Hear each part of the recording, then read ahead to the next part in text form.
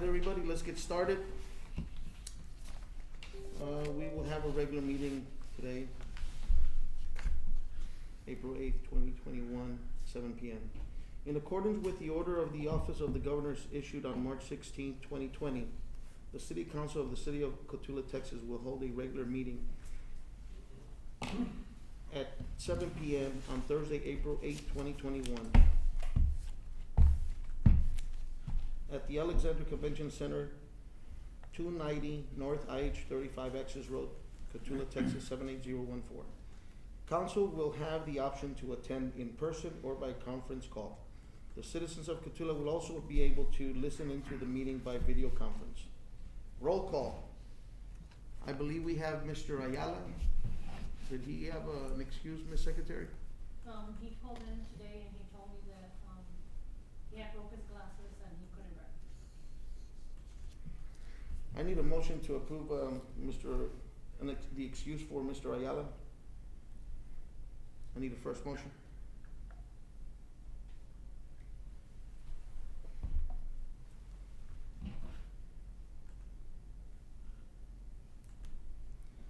No one, is approving Mr. Ayala's absence, so therefore it's an unexcused absent. What about Mr. Freddy Gonzalez? Mr. Gonzalez called me and said he was driving to San Antonio to attend a wake of a personal friend and asked to be excused. I need a first motion to excuse Mr. Gonzalez's absent today. So move. First motion by Mr. Juan Garcia. I need a second. Second by Mr. Eloy Cotulla. All in favor say aye. Aye. All opposed say nay. The motion carries. Moving on to item number 3, will everybody please join me in the Pledge of Allegiance? I pledge allegiance to the flag of the United States of America and to the republic for which it stands, one nation, under God, indivisible, with liberty and justice for all.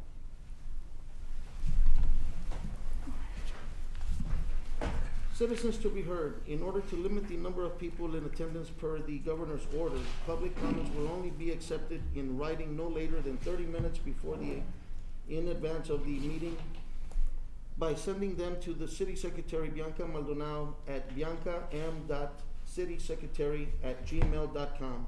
City Council cannot discuss any present issue, nor may any action be taken at any given issue at this time. Was there any citizens that signed up, Ms. Secretary? Not for my email.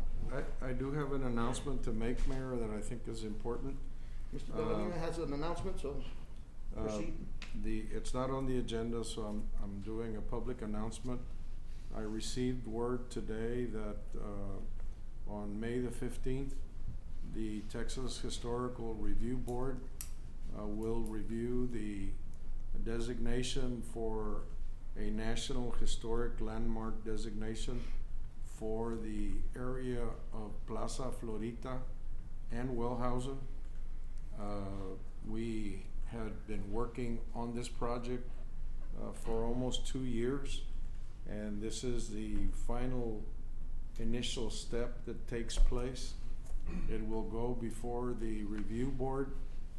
If the review board approves, it will officially have a state designation, and they will forward it to the Department of Interior in Washington for a national designation. If it continues on forward and it's approved, we intend to have a celebration because it is a historic moment for the city, and it provides another historic landmark. We already have one in the downtown area, and this will provide this area with its own historical landmark designation. And so it's a very important step for the community, and I hope that everybody is pleased by the fact that we have moved this forward to this stage, and we will have a link when that meeting takes place, because you're not allowed to be there in person, but we will have a link with a Zoom meeting to be able to see the action that is taken. It is an extensive piece of work. There's a lot of pictures related to the activities that took place at the very beginning when the school was constructed. when Plaza Florita was constructed, and it is being treated as a national cultural, historical landmark that depicts typical life in a Mexican American section of South Texas. And we are very proud of the work that has been done by a host of people in order to make this happen. Yeah, we've been waiting a very, very long time for this designation, very, very long time. And I'm glad that it's coming really close to be completed, so thank you for that report, Mr. Dolan. Moving on to item number 5, departmental and committee reports. You have written reports. David is here in case you have any ongoing questions about the activity that is currently going on, because that's the department that is active at the moment on projects. I will say that in the agenda you have some of the initial draws related to the water tower that we're currently constructing at the old TxDOT yard, and the initial construction, the footings, and the things on which the pedestals of the water tank will rest have already been poured, but I don't know if you may have questions about anything else, and he's here to answer in case that is the case. David, you got anything to add? Well, yeah, I have a few things. Like you said, the new water tower, the concrete work's been completed, the foundation. They also did 2 concrete posts for lighting that's gonna go there in the future. There's gonna be a 3 months, I guess you're not gonna see no action on the property for the next 3 months. And what they're doing is they've purchased the metal for the tower, and they're taking it to their warehouse, and they're gonna fabricate the metal the next 3 months at their warehouse, and then they're gonna bring it in, and then after that it would take about another 6 months to erect it. So it's gonna be quiet over there for a little bit.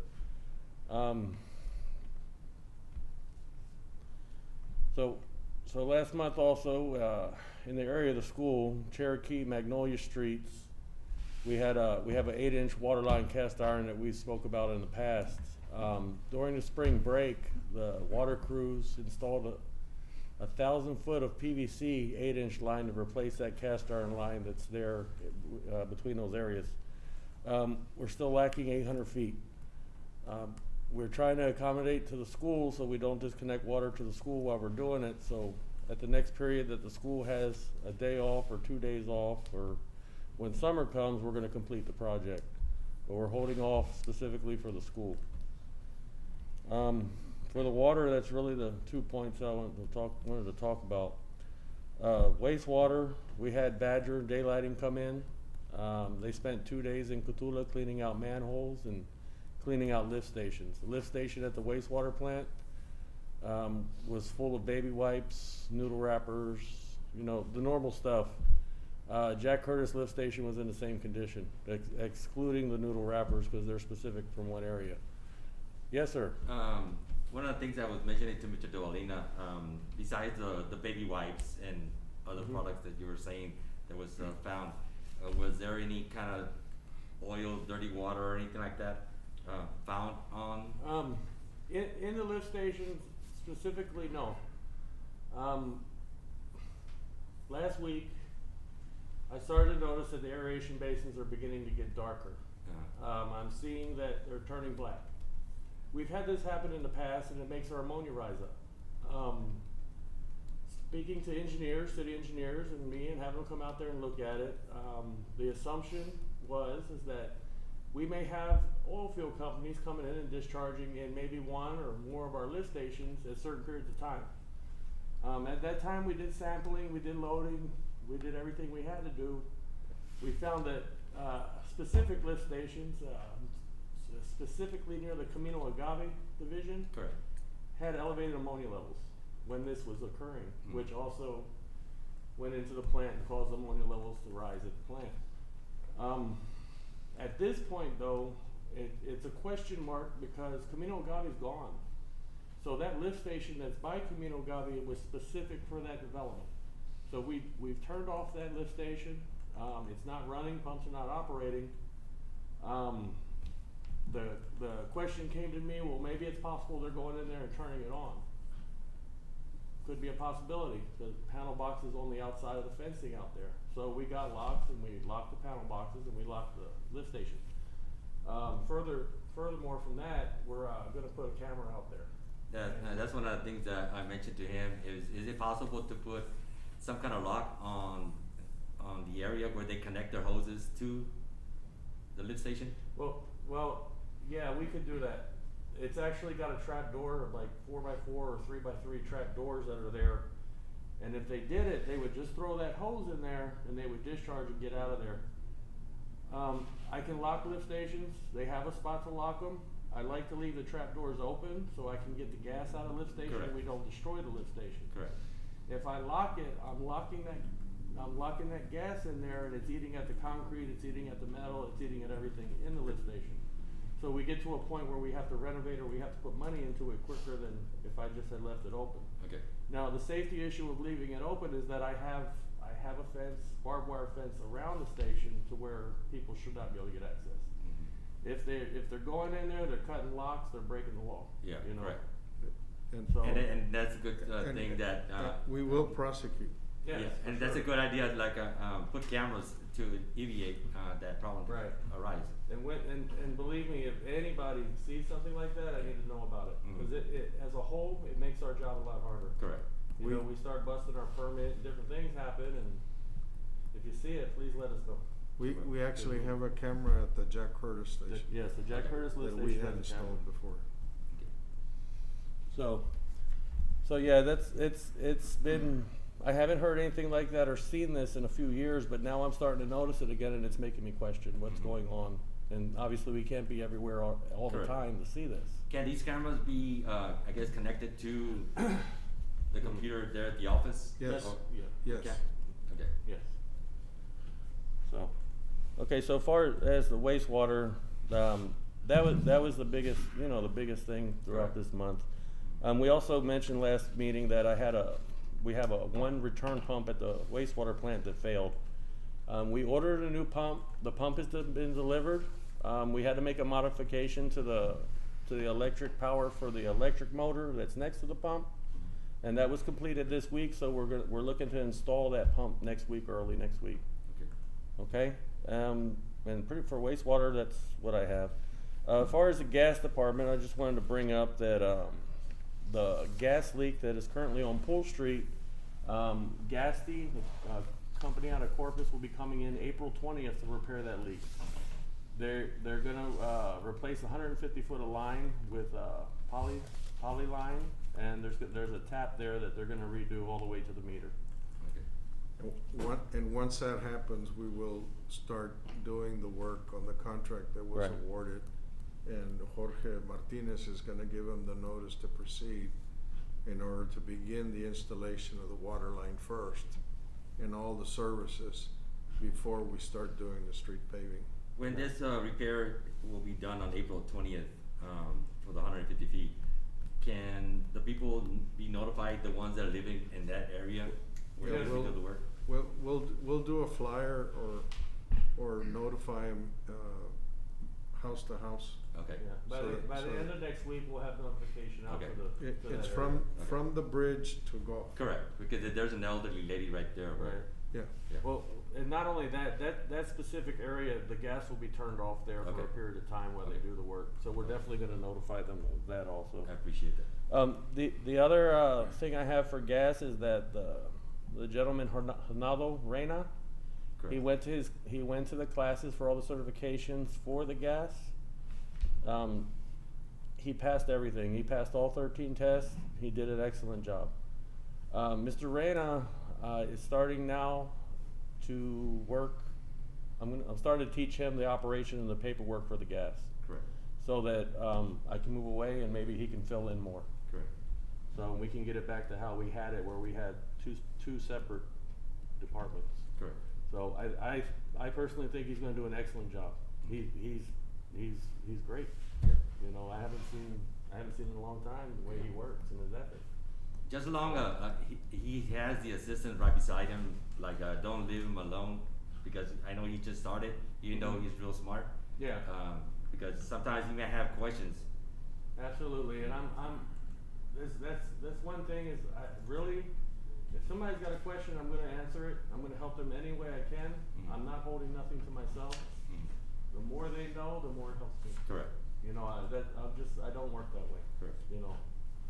So everybody, including the water department, you know, and they know it, you know, and it makes the job easier, You're correct. you know. So, Councilman, any other questions for That's it. David? No, sir. Any other Thank you, David. reports? You're welcome. David, thank you very much for that report. Moving on to item number 6, approval of minutes, March 11th, 2021, and March 25, 2021. Were there any changes to it? No, sir. Were there any changes made to the minutes, Ms. City Secretary? No, sir. Councilman, did you guys have the opportunity to review them? Yes, sir. If you did, I need a first motion to approve item number 6. Motion one. First motion by Mr. Cotulla, I need a second. Second. Second by Mr. Juan Garcia, all in favor say aye. Aye. All opposed say nay. Motion carries. Moving on to item number 7, discussion and possible action on the resolution of the City of Cotulla, Texas, naming the City of Cotulla responsible for 10% of a $250,000 project at the Cotulla-LaSalle County Airport. Earlier this year, when the state was putting together their budget, Mr. E.T. Page, the airport manager, and I were reviewing the proposed projects that they had for the year. We noticed that again, we weren't in the mix. We had finished the previous project last year, and so we made a phone call and asked why we were not listed as having any kind of grant or any project. And we told them that we wanted to do some planning at the airport so that we could begin to do lots, so to speak, in order to be able to establish businesses or other things that would be beneficial to the community and to the economics of the county and the city in order to move forward. And they agreed to include in this year a $250,000 project at the airport, and it's basically a planning project. And our share of the project is 10%, which is the $25,000, and they basically are gonna pay the difference. So we're gonna end up getting a grant of $225,000, and we will put the difference. And this should take about a year's time in order to put it together, and it'll show in a mapping type of situation where we intend to do new hangars in the future. You already approved one hangar that's gonna go up. It's about $1 million worth of improvements that are gonna go at the airport, and we believe that there will be other activities and other businesses in the future, so we wanna prepare for the future. So it's basically a future plan to do other things there. And in order for the process to work, the city has to pass a resolution agreeing to this. It was a long document that Bianca didn't completely put in your packets because it was rather thick. But the resolution itself basically says that we're agreeing to move forward with the planning grant. And so we would recommend that the city council approve the planning grant. Mr. Dovalina, is the 25,000 coming out of the airport funds or? We still have money at the airports fund, and yes, it would come from there. Excellent, excellent. Councilman, any questions on, item number 7? No, sir. No. If not, I need a first motion to approve item number 7. So moved. First motion by Mr. Juan Garcia, second Second. by Mr. Eloy Sartuche. All in favor say aye. Aye. All opposed say nay. Motion carries. Moving on to item number 8, presentation of financial statements by Jorge Flores. Mr. Flores, welcome. Thank you, Mayor. Mayor, council members, good evening. The first report is the sales tax report. The city will receive tomorrow, for the month of April, $88,910, which is 21% or $24,000 less than last year. On the next page, the hotel motel tax collection report. In March, the city received $8,695. Before the quarter, the city received $119,235. So year to date, October through March, the city has received $198,659. Now this next quarter should be interesting with all the traffic that's out there. Hopefully that translates to additional sales tax and hotel motel taxes. The sales tax and the hotel motel tax tend to lag behind because these are collections from a prior quarter. And the sales tax are actually collections for the month of February. So the report lags behind. The next report is the statement of revenues and expenditures. On page number 1, general fund, total revenues, $1,044,789. On page number 4, total expenditures of $1,107,495 for a net loss of $62,706. The water sewer fund on page 5, total revenues $826,236. Total expenditures on the next page $640,342 for net income of $185,342. The gas fund on page number 7, revenues of $251,900. Total expenditures of $122,986 for net income of $128,914.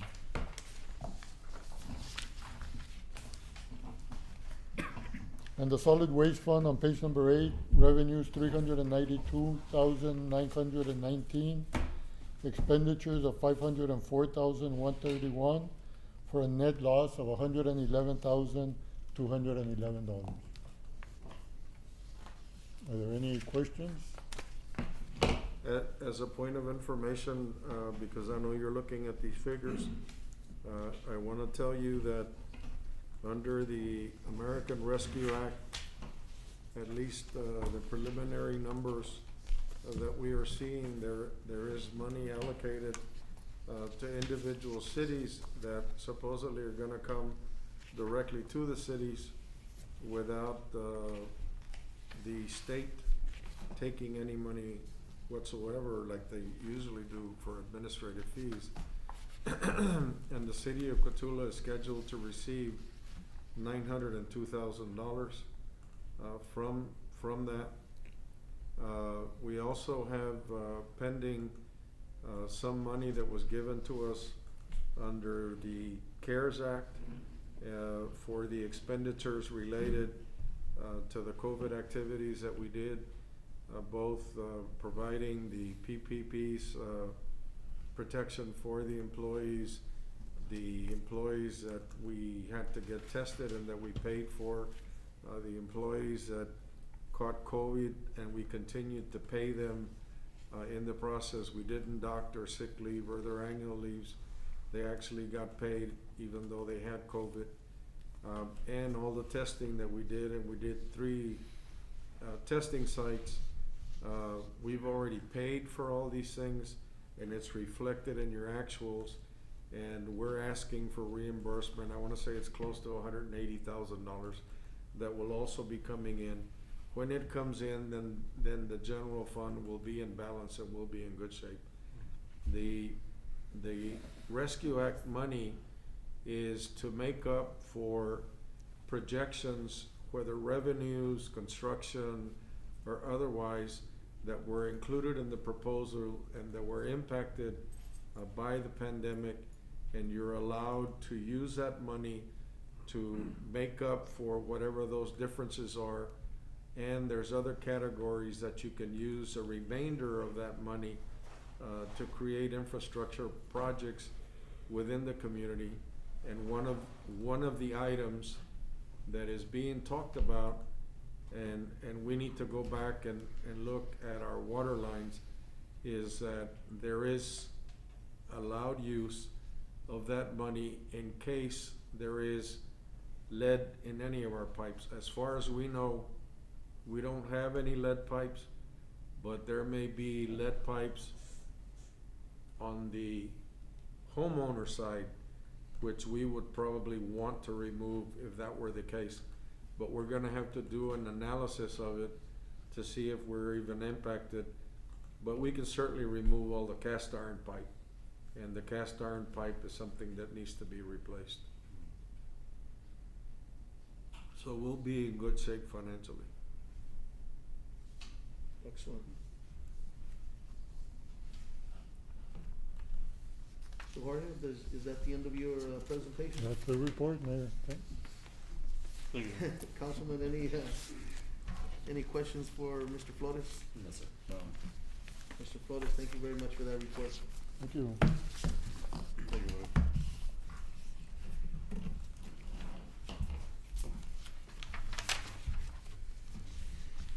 Moving on to item number 9, discussion and possible action on an application and certification for payment number 1 submitted by McGuire Iron for the airport elevated storage tank project in the amount of $71,250.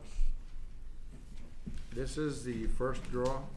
Even though we call it the airport elevated storage tank, it's actually at the city yard where we're constructing the project, and we recommend its approval.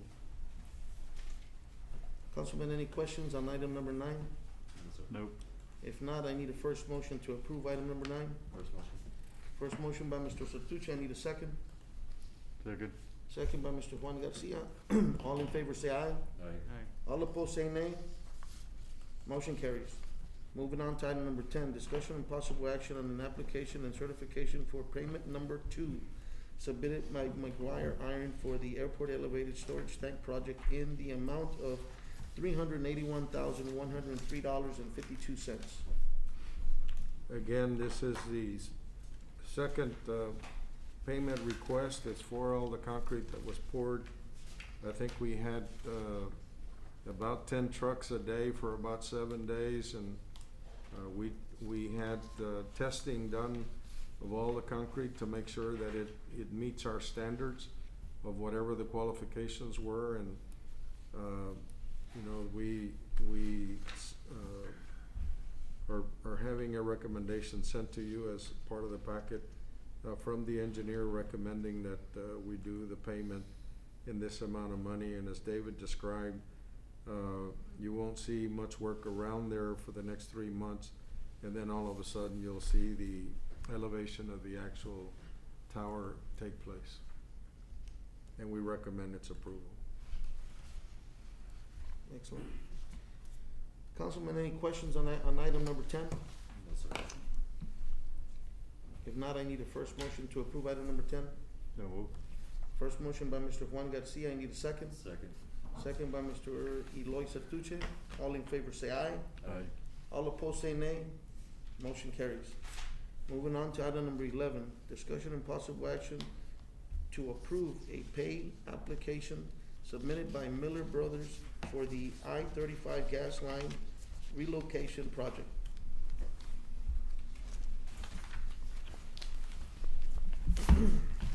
Good evening, Mayor, Council. Jorge Martinez from SMB.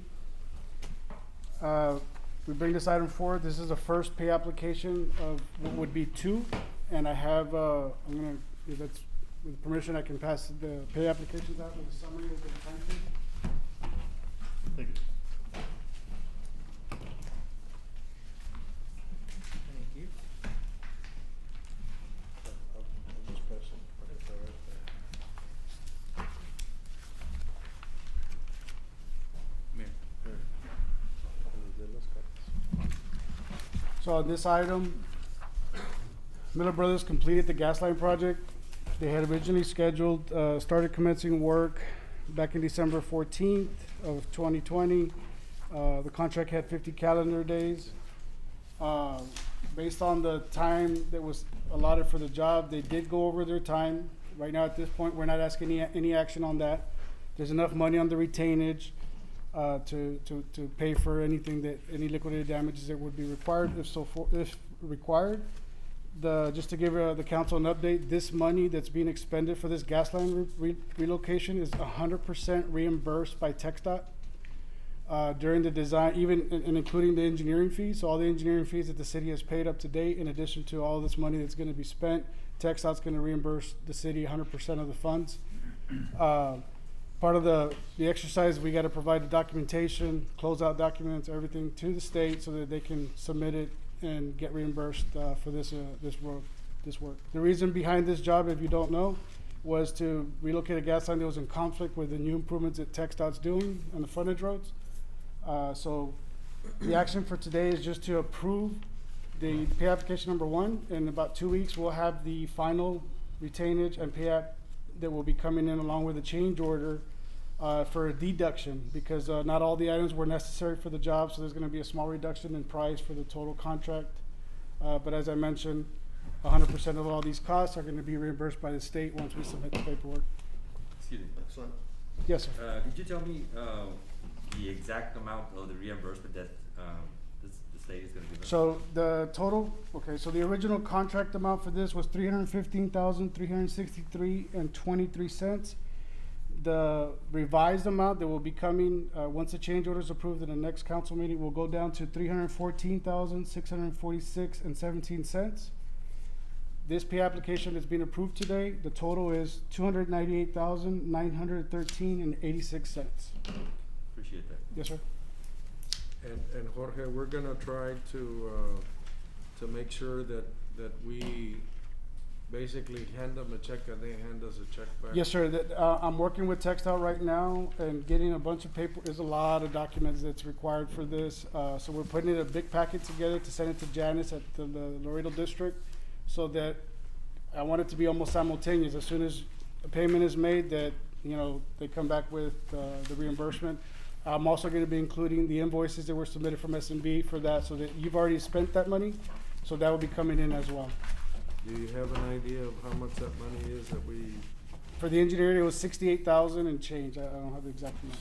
so in essence, we're gonna get the 68,000 that we've already expended? Yes, Is sir. that correct? Yes, sir. And then this amount of money that we're gonna ask TxDOT for reimbursement. Yes, sir. That's correct. So the total amount of money that we're gonna ask TxDOT for reimbursement is the 298 plus the 68. Yes, plus the next pay up after the next city council meeting. Okay.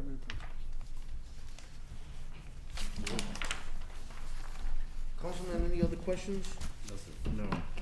And this is being done, again, just to reiterate what Jorge said, this is being done because both of the frontage roads are gonna be expanded and they're gonna be redone completely.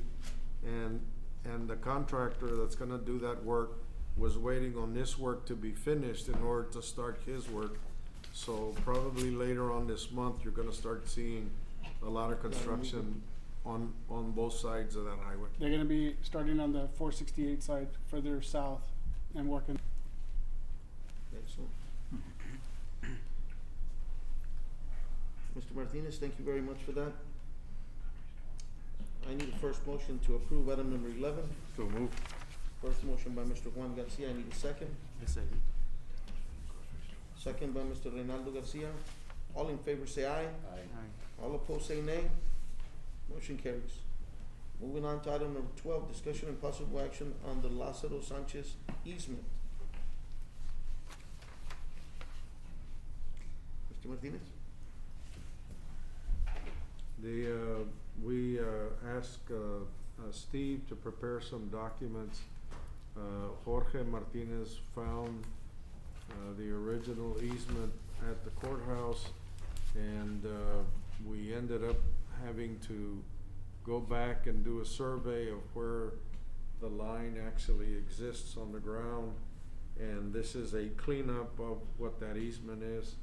And Steve has prepared those documents based on what we have surveyed on the ground. And so we have 4 different owners that are affected by the easement that we currently have, and those documents have been prepared by Steve using Jorge's survey. And I may have misunderstood exactly what the easement, I mean, I just get an easement and I just prepare it, I don't really know where it is. And my understanding now is that this Mr. Lázaro Sanchez had conveyed this document about 50 years ago to the city, and I guess subsequent to that time, there's been sales of the property to different owners, all of these other, I guess, easements, and I'm not sure if the Cotulla School District one is It's not. part of that or No, not. no, it's not. In my opinion, these are called blanket easements. They were done all the time. I'll give you an easement. Well, where is it? And you don't describe it. The grantee of that easement goes in and fixes the location by the installation of whatever it is that we're gonna install. I know this personally because I've seen them on ranches that are 5,000–6,000 acres, and they just give them an easement. Well, where is it? Well, it's just over there, you know, and then they finally put a power line in or whatever it is. And as bad as these are, they're perfectly legal. And typically the easement is then fixed by use. So you can't come back later and say, well, what I really wanted to do was put it over here, you know, and then try to get that for free. But those are executed, and even if these people didn't give it to you, they bought that property subject to whatever was on notice at the courthouse. You know, and I know how these deals are made. You know, there's not, you know, the land is not particularly valuable. Hey, I own this. You know, you don't tell anybody there's a gas line in there or whatever. You know, you just go buy it. But So the easement still belongs to the city? it did, because It the does. original grantor gave it to him. I mean, it's not the best document I've ever seen, but it'll work, and the courts will uphold it. Has that property been fenced by other people? There are some fences there that we need to go individually talk to some owners. In fact, there is a horse corral, and there's a manhole sitting in the middle of the horse corral. You know, I know on my dad's property on Leona Street, there's a gas line running through the backyard. There's no easement through that. I mean, it's just, you know, we noticed the dead grass and smell, and then finally one went out there and found it. You know, that stuff exists all over the city. And there may be something at the courthouse that we don't know about. Not that I know of, but I mean, it could be. You know, so little by little, we're cleaning this mess up. And it's not confined to just one area of town. I mean, it exists all over the city. It does. You have encroachments everywhere. You've got people building out to, you know, in city easements, and, you know, you can't fix everything at one time, but as we get to it, you know, we're trying. Correct. And whoever comes after us will be doing the same thing. For a long time. And we're bringing it to you as information because we know we discussed it a previous council meeting, and we told you that we were gonna work on it. And this is now the culmination of that work, and we've now reduced it to the individuals that are impacted by each of the things. And so we're gonna ask them to sign the documents so we can then officially file them in court and then have them as proof in our files to make sure that as Mr. Peña has said, that when we see things that are not clear, that we make them clear so that somebody in the future doesn't have the same issues And that the we coun- have. The council, in the last 12 years or so since Larry's been here, you know, the problem was no one had any money. You know, the city didn't have any money, nobody else did. And surveyors and engineers and lawyers are not free, you know. But if you leave problems in place, they'll eventually cost you more than what it would have cost to do it right to begin with. And, you know, I've seen that over many, many years, and like I said, we still have issues. Councilman, any other questions? Has, those 4 individuals, I guess those property owners you're talking about, have they been notified? We have in been, any way? we have been talking to one of the individuals, I wanna say the one that's the largest landowner. The other ones are actually slivers of land, but we're gonna talk to them individually, because they have to come in and sign those documents. And basically, what is the Can- city looking for, like a 20-foot easement, or? There's a line that's already there. They're just trying to clear up that they have an easement. To have an access to go in there In too? case Mhm. that you ever need to get in there. and do Jorge, something. what did you use as a width? I believe it was 20 feet. 20 feet. It's a standard width to, especially that line does go to the treatment plant, so it's a pretty important line. So it's 10 feet on either side? Yes, sir. We centered the easement on the actual manholes that were found Yep. on the ground. And it's Villarreal, Sanchez, and Cruz, right? Ramirez. Ramirez, Sanchez, and Cruz. Okay. You think they would all sign? Oh, I think so. I think they, Yeah, the meeting we went to, or that I was here, I was told that they had. They were okay. They just want to clarify it. Clarified it, yes. Excellent. Well, that's good news. But we will talk to them individually. Yes, sir. Excellent. No action was needed on item number 12. Moving on to item number 13, discussion and possible action on the Ortiz Street project.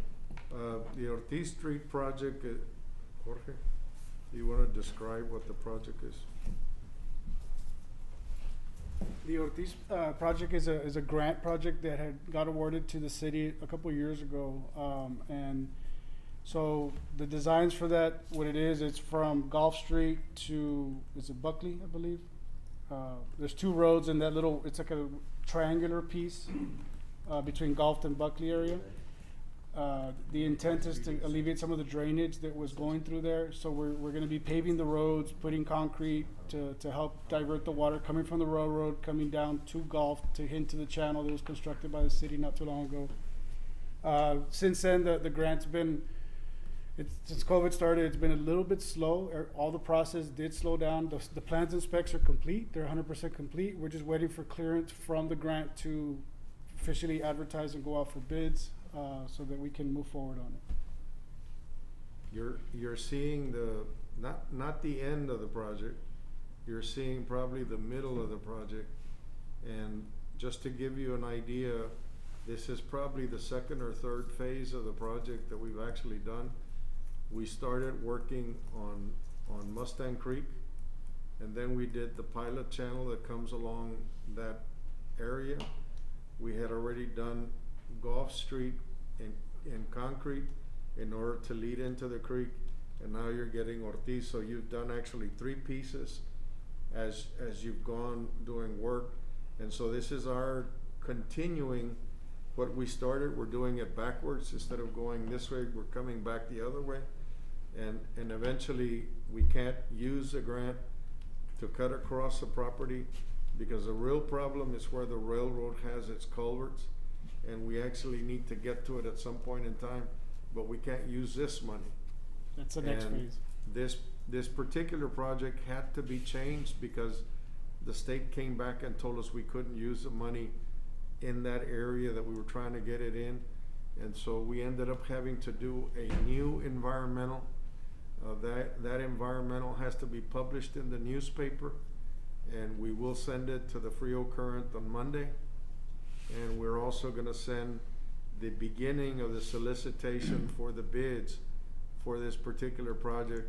And Jorge has done the design and is already finished, so we will move forward. Are you doing 30 days or 21 days or? Usually we advertise for at least 14 days, which is a minimum, but we try to give 3 to 4 weeks on some occasions, just to make sure we get enough attention from contractors to have time to bid. By the next meeting that we have, can he have a sketch or something about that project that y'all are talking about? Mhm. He has? Yeah, I can provide it to the council. You didn't bring a Okay. I didn't bring a copy, no.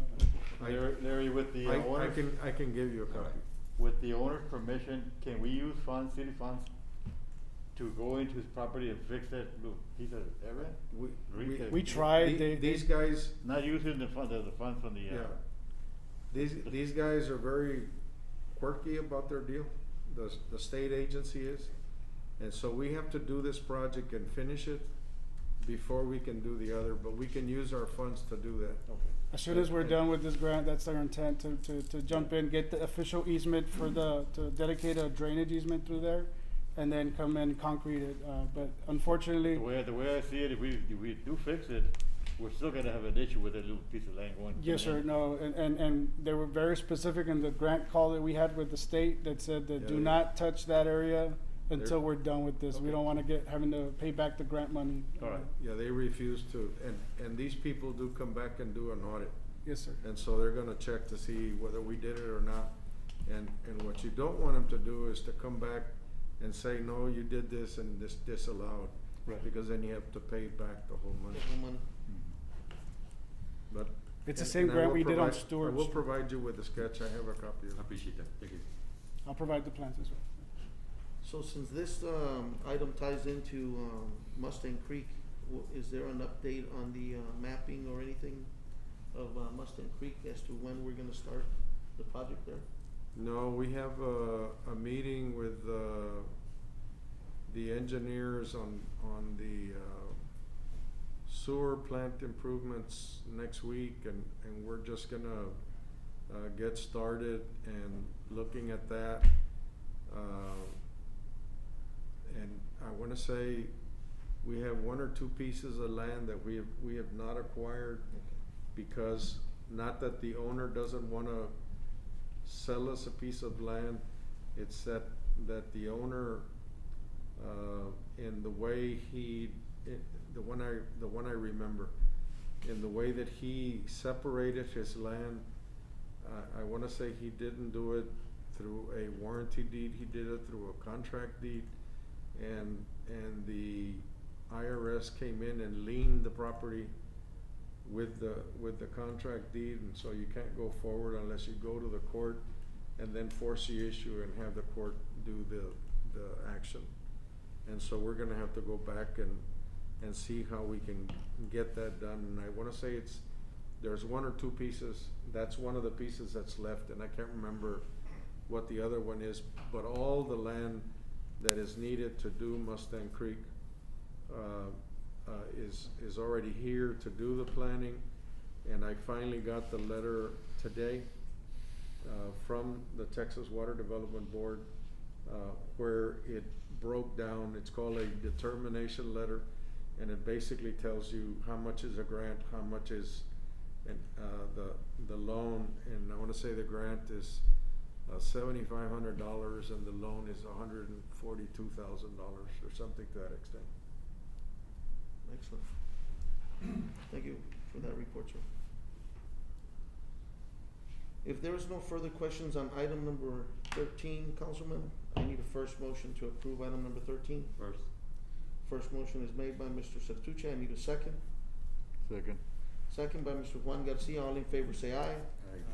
All opposed say nay. Motion carries. And what you're approving is for us to go out on bids. Correct. To do the work. Moving on to item number 14, discussion and possible action to approve and annexation schedule on voluntary annexation submitted to be completed before the year ending 2021.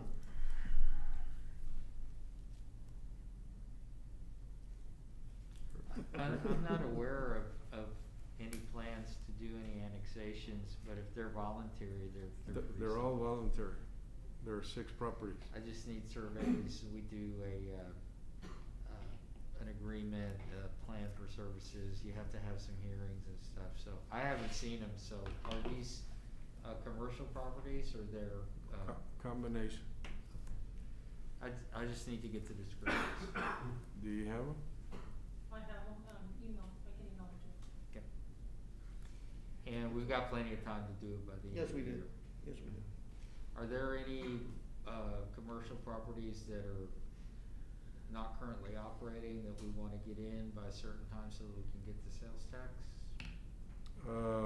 We have a pending proposal. I'm not sure that they can complete the project in 6 or 7 months. It is the Love's truck stop that is at the entrance of exit 65, I think it is. And they're there where they're currently doing the construction. We brought the preliminary plat to council before. We had the phone call with their executives where they were trying to get their proposal together.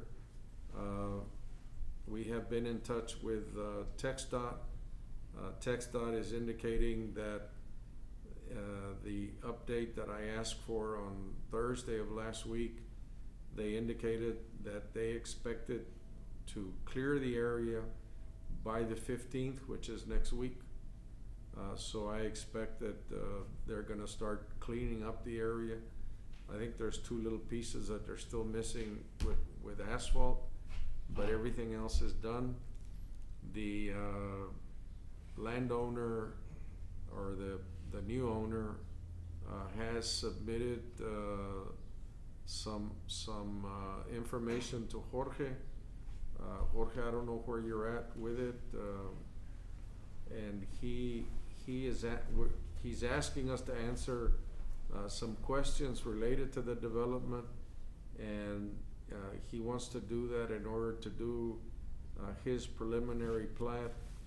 TxDOT is currently reviewing his traffic impact analysis, and I don't know what else is pending. So they submitted a set of documents for the new Love store, all the improvements that are gonna be coming in. The biggest questions, and I'm in the process of reviewing that, the biggest things that I'm looking to address are the existing utilities that run in an easement right now. They're gonna have to be relocated to the new road that they're gonna be constructing. Those are the things I'm gonna have to discuss with their engineer, how they're doing that to make sure it complies with your ordinance and make sure that it follows the rules for that. So that's still in process. So as soon as I get them those preliminary comments, they'll be submitting the final plat for council to review and approve. It'll come before you, but we do wanna try to move that as quickly as we can to make sure that before the annexation is effective, before the actual construction is finished, and we can take advantage of all of the generation of sales tax by that company. It's a Love Travel Center. Love's like the one in Ensenada. But it'll provide a good source of sales tax to the city. I think the plan showed like an Arby's as part of the store. I don't know if that's final, but they did show that too. Excellent. Councilman, any questions? Item number 14. No, sir. Now I need a first motion to approve item number 14. Do we have to make a motion? No, you don't to, have to, you don't have to make a Because, motion. we don't know the. We're just gonna give him the information. Okay. Steve's gonna prepare the schedule and then bring it to council for approval. No action needed on item number 14. And we'll have those 6 that you were mentioning that needs to be annexed, right? Yes, when when he sets up the schedule, Okay, we will identify the properties okay, and it will be part of the areas okay, so that you don't have donut holes where you have a property here and another property here and you don't have this property here. correct, okay, And the requirement for those people, they have signed voluntary letters where they're agreeing to do annexation in order for them to receive services from the city, okay. like water or sewer, whatever that may be.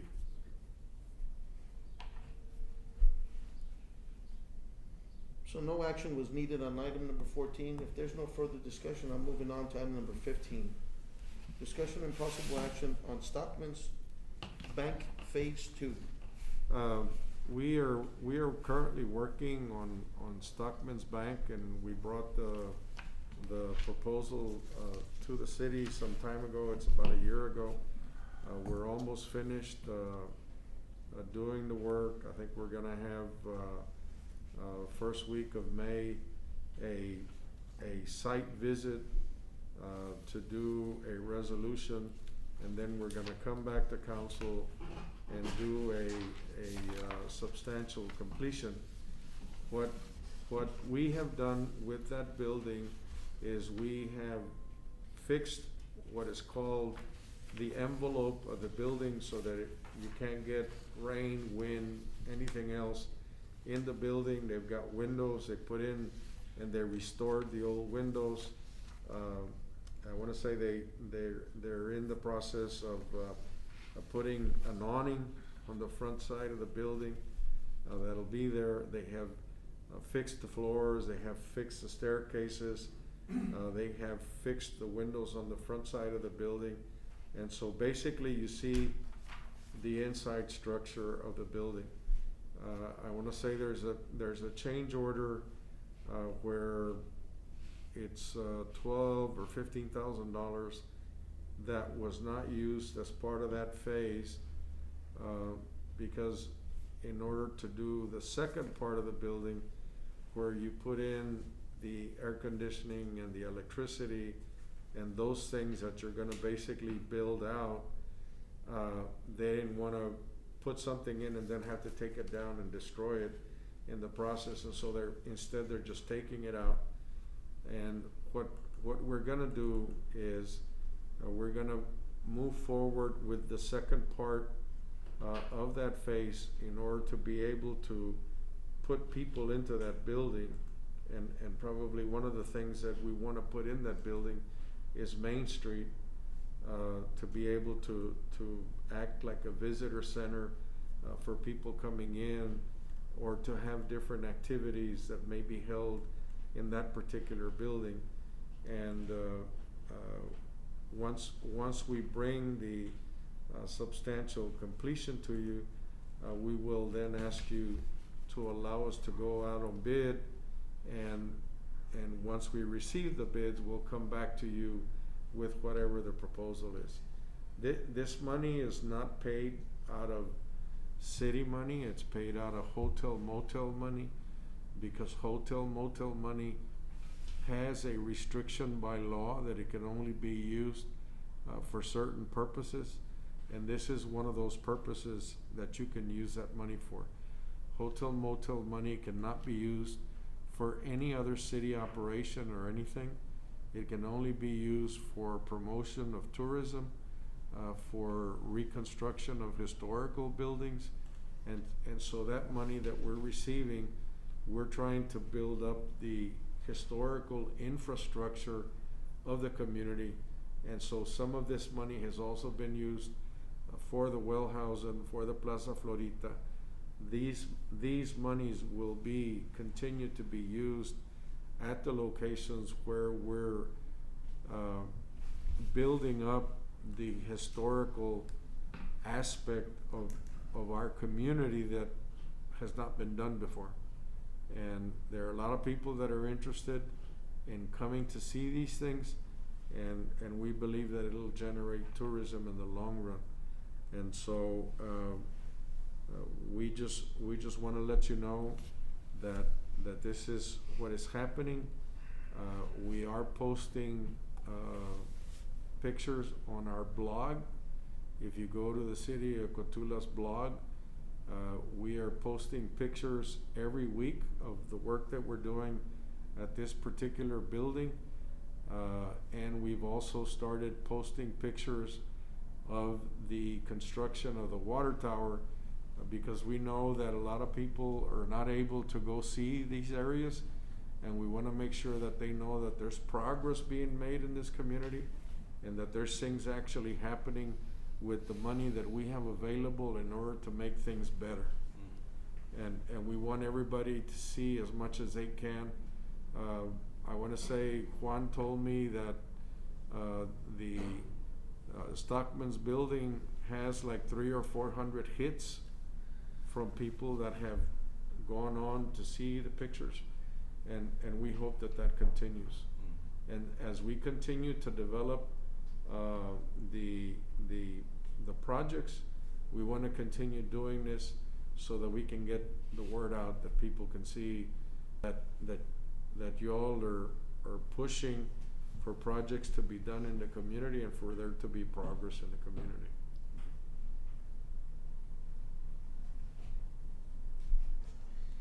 And once we do the site visit, I will individually call you to see if you're free, and try to arrange for a time when we can go see the inside of it so that you personally can see what's actually happening.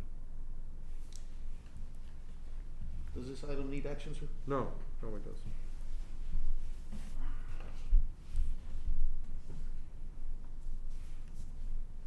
Councilman, any questions on item number 15, Stockman's Bank Phase 2? No. Not moving on to item number 16, report on 2020 LaSalle County Historical Commission Brush Country Museum Annual Report. You provided the written report? Yes, it's in the back. We give money to certain groups, and this is one of the groups that we give money to. And we normally ask them for an annual report.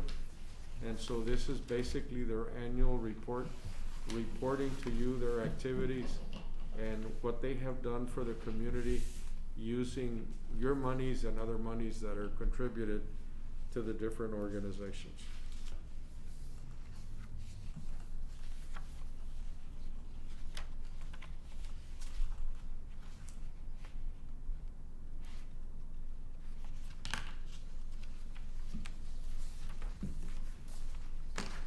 Councilman, any questions on the annual report?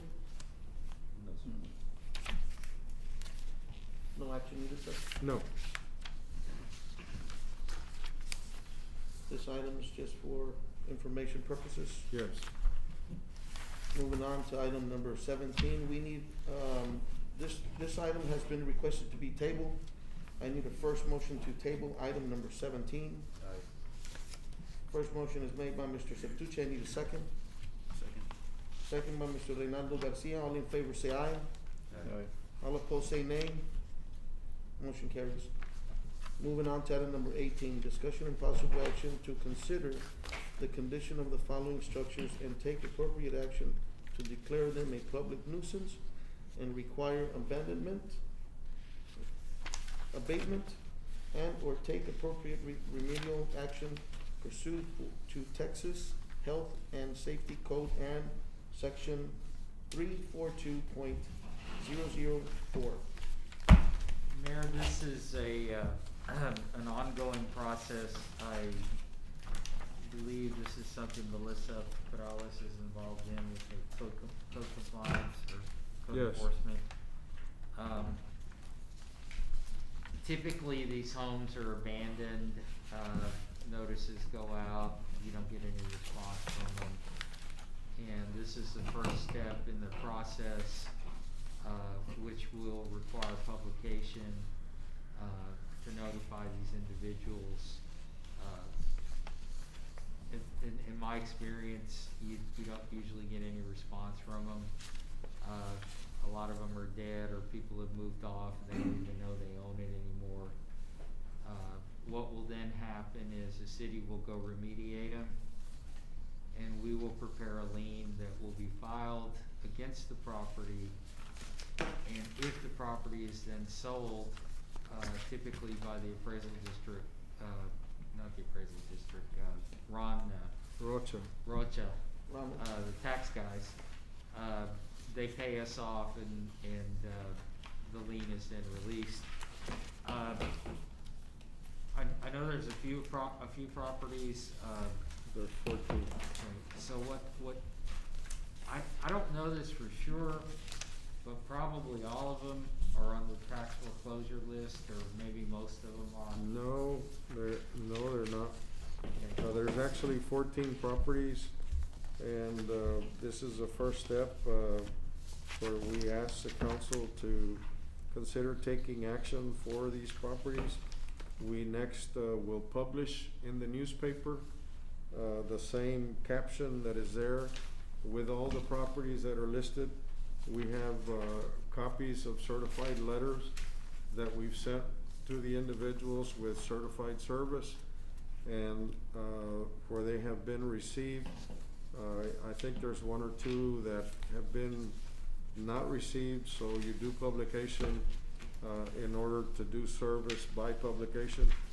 And so once we do that process, we wait 30 days, and then we begin to do cleanups or demolitions, and Steve then prepares the liens for us to move forward in getting the city cleaned up. Am I correct by saying that these individuals that own these properties, they have until June 7th, The 30 days. for 30 days? Yeah, Okay. which basically could be extended, but it's just to get a moving. If they express desire to do their own work, we generally try to work with them Okay. to make sure it doesn't cost them a lot of money. But we do ask for some action to take place. Correct. And they just not, forget that they ever were called or whatever. And so this is either to get them to agree to clean up their areas for the benefit of the community. In some cases, some of these houses have snakes that affect their neighbors and other things, and so we're just trying to beautify the city and Okay. and make it a little bit cleaner, but we do try to work with all the property owners to make sure that if we can work a different way, we try to do that first. If you look at the list, you see Chicago Heights, Illinois, Bulverde, Texas, Dallas, Texas. Some have addresses in Cotulla. One good thing, and it's not always the case, but a lot of times, the people are typically not maintaining the home for a variety of reasons. And many of the reasons, probably the number one reason is they don't have the money to do it. And sometimes when these homes get cleaned up, then the neighbor wants to buy it, and then it gets back on, if it's not on the tax roll, then it gets back on the tax roll. And we've done it a bunch of times, and usually, there's no argument. These homes are so bad, that they're clearly a public health issue, and we have the right to take them down. And I've worked on commissions in many cities, and every city has them. San Antonio demolishes hundreds of homes a year, and there's the list just grows. This is something that we've been doing in the past, and this makes our city look Which, cleaner. by the way, was not being done until Larry got here. That's correct. There really wasn't anything. But how many lists do you think we've made so far? Is it like 4? We've probably done 30, 40 homes. And what's interesting is that when you publish it in the newspaper, all of a sudden, some people that you don't have on this list come forward and they say, hey, if you're gonna do that, will you do this? And they actually pay for taking care of some others. And so where you may have 14 listed on this page, by the time you finish doing and I already know because I talked to another lady, yesterday, who's not on the list, but she's already paid to have a structure on a piece of land that she developed, or she's going to develop, that she wants us to knock down, and if you go look at the property, it's an eyesore. But she wants help because there's nobody here that does that work, and so by our knocking it down, it cleans up her neighborhood and it gives her a chance to put in a mobile home or another house or something else there. The thing is that nobody can do it cheaper than the city will do it. And so the city really is subsidizing this, whatever labor or time. I think we put a $1,500 lien, which probably doesn't cover half the cost of doing it. But it serves a public purpose, and, you know, eventually we're the last resort when people, many of these people are dead. You know, somebody inherited a piece of property and they live in Chicago. They're not gonna come down here and deal with it. I don't have a problem with this one, but one of the things that I would like to see brought up as an ordinance, like some people that have their abandoned vehicles on city streets and they're getting a nuisance. There's already an ordinance. I know that, but have they come to the list of?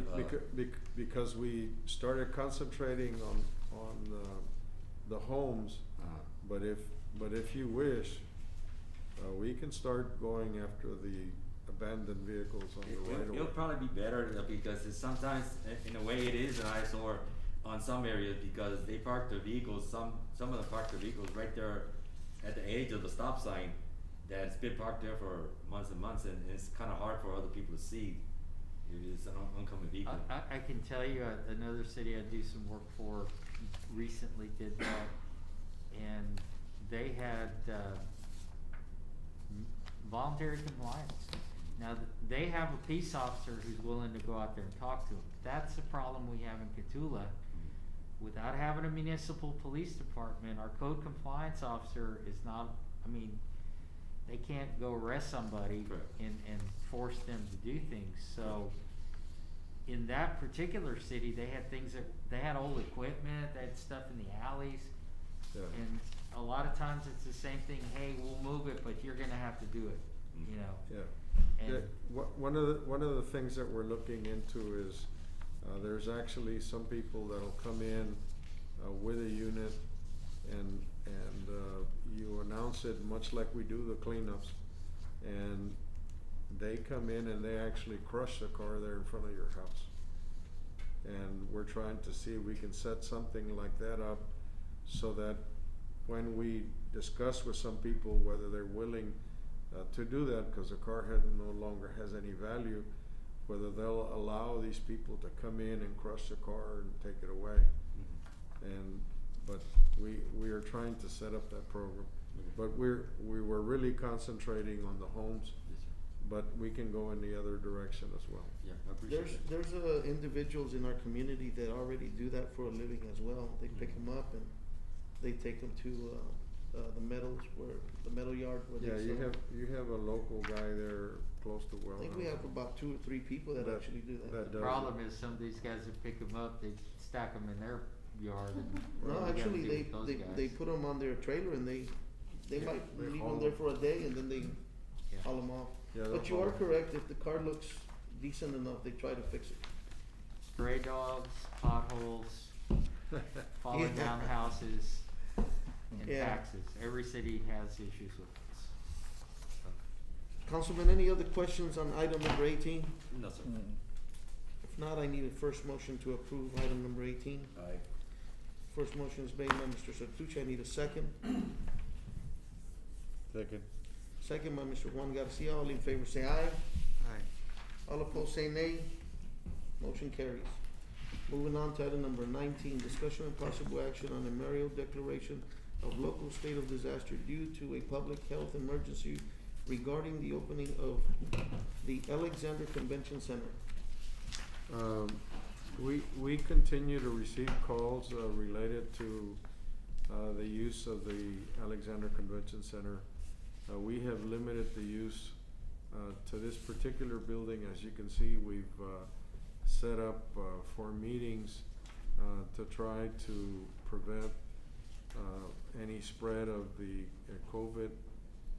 We have always been concerned that in doing parties and functions here, that once people start drinking, they won't use their mask. They'll basically forget all the protocols, and we will have a spread of the disease. In many cities, they have started to reopen public facilities. I believe ours is till April the 24th, I think we did. We wanted to recommend that we tie it to the number of vaccinations in the community. One of the office staff called Chief Mendes today, and they told us that they had passed the 11,000 dosage administered, but we asked what percentage of the population was in Cotulla, and we couldn't get that number. And I would think that we would want to not open the use of the convention center until we got something like 40 or 50% of the local population vaccinated, so that we wouldn't contribute to the continued expansion of the disease.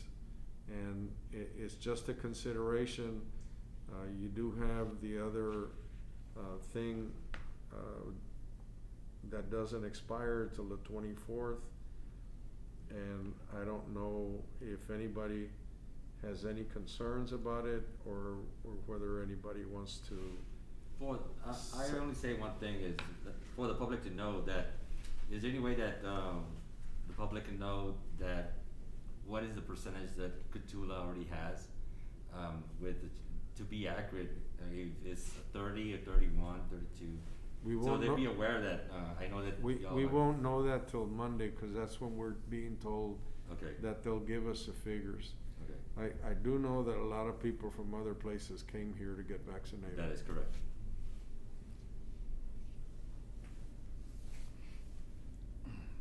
Any other questions on?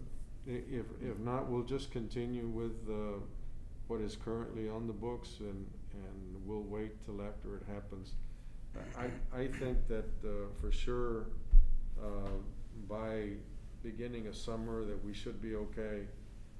And in fact, for that reason, we've already started planning for a 4th of July celebration, and so we are pushing for that now, and so we're gonna be moving, because we think that by then we'll have an adequate number That'd be great. of people vaccinated. That's great.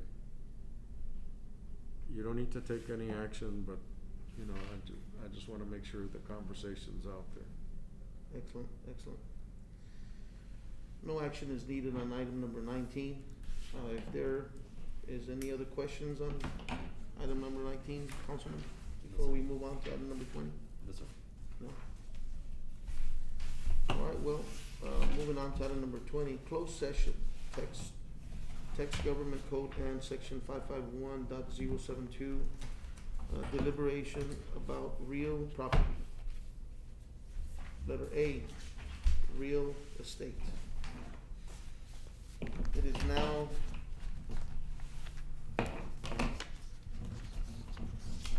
8:23.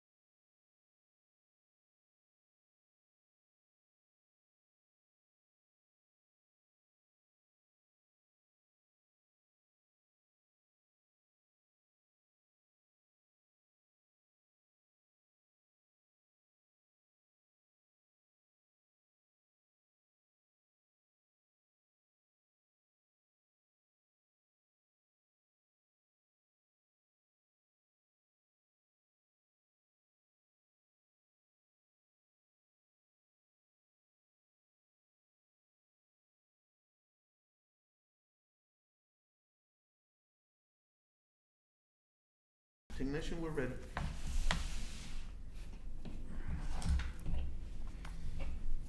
All right, going on out of item number 20, we're going on to item number 21. And we're out of closed session, no action. At closed taken. session, nothing was, No action. no action was taken, And the time. and the time is 8:45. And moving on to item number 21. No action was needed on item number 20, so moving on to item number 22. Meeting is adjourned. It is now 8:46.